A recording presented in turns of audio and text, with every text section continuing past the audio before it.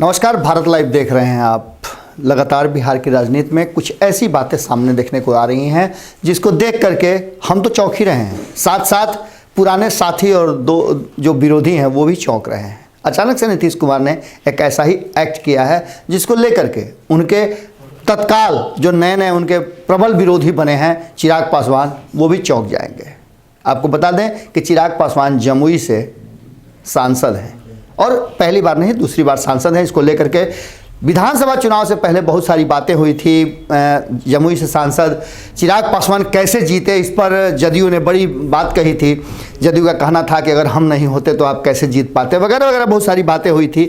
उसके बाद आपको पता है कि क्या कुछ हुआ। विधानसभा चुनाव के समय में चिराग पासवान ने किस तरह से नीतीश कुमार को जम करके विरोध किया और उनके विद्रोह किए। उसके साथ साथ उन्होंने अपने क्षेत्र के विकास को लेकर के भी कई सारी बातें कही।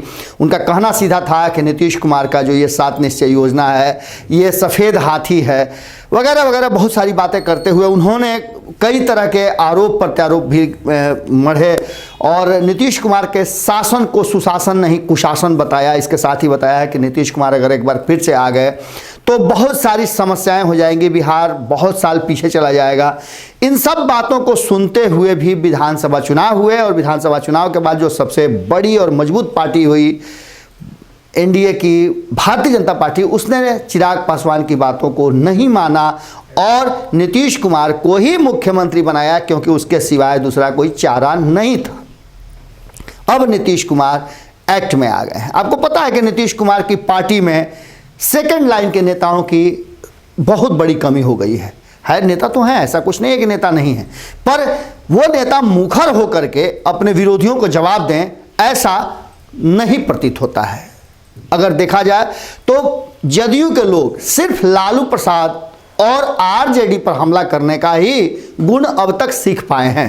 जिस तरह से अभिमन्यु को 6 द्वार तोड़ना तो सिखा दिया गया था, 6 चक्र तोड़ना सिखा दिया गया था, लेकिन 7वां चक्र वो नहीं सीख पाए थे। उसी तरह से कहीं ना कहीं जदयू के जो नेता हैं वो एक बात तो सीख गए कि अपने विरोधियों को हमला कैसे किया था, लेकिन विरोधी सिर्फ वो अब तक एक ही खोज पाए हैं और वो विरोधी है आरजेडी, लालू परिवार, तेजस्वी यादव, राबड़ी देवी और वगैरह वगैरह, ये सब उनके निशाने पर रहते हैं और लगातार इन्हीं पर पूरा बिहार की राजनीति का जो फोकस होता है वो होता है। लेकिन बगल से कोई विरोधी आता है और आस्ते से नीतीश कुमार जी को चीटी काट करके निकल जाता है। बिल्कुल उसी तरह से चिराग पासवान ने ऐसी चीटी काटी है कि अब तक लहर नीतीश कुमार के जहन में कहीं ना कहीं है और वो लहर बड़ी तेज हो गई है। अचानक से नीतीश कुमार प्रधानमंत्री यानी प्रधान सेवक स्टाइल में हेलीकॉप्टर का रुख मोड़ देते हैं और सीधे लैंड कर जाते हैं जो हवाई सर्वेक्षण करने गए थे जमुई में। जमुई के खैरा क्षेत्र के रजला गांव है। रजला गांव में भगवान महावीर की जन्मस्थली है।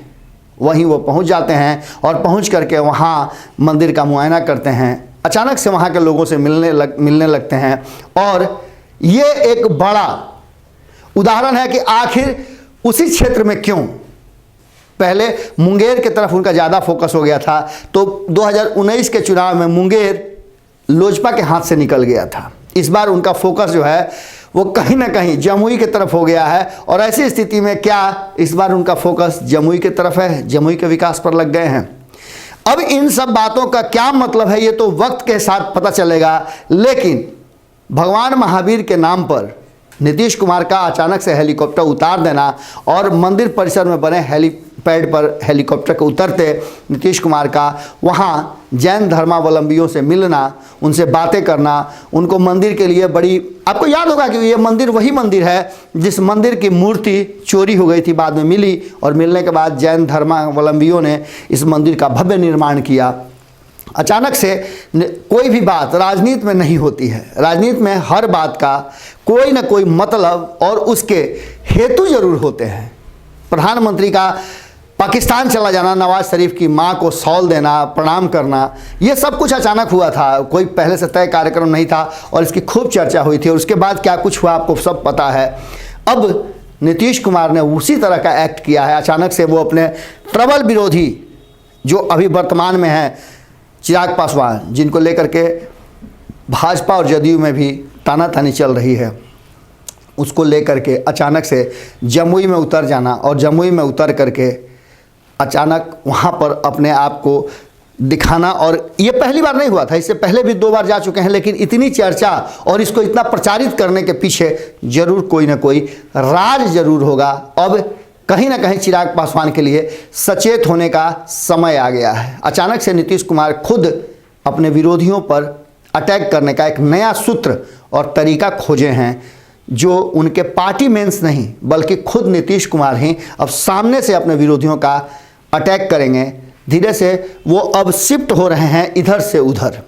पहले लगातार लालू प्रसाद पर हमले हुआ करते थे, लेकिन आपको पता है कि उन्होंने भरी सभा में, बीच सदन में उन्होंने कहा था कि लालू प्रसाद उनके बहुत पुराने भाई जैसे मित्र हैं।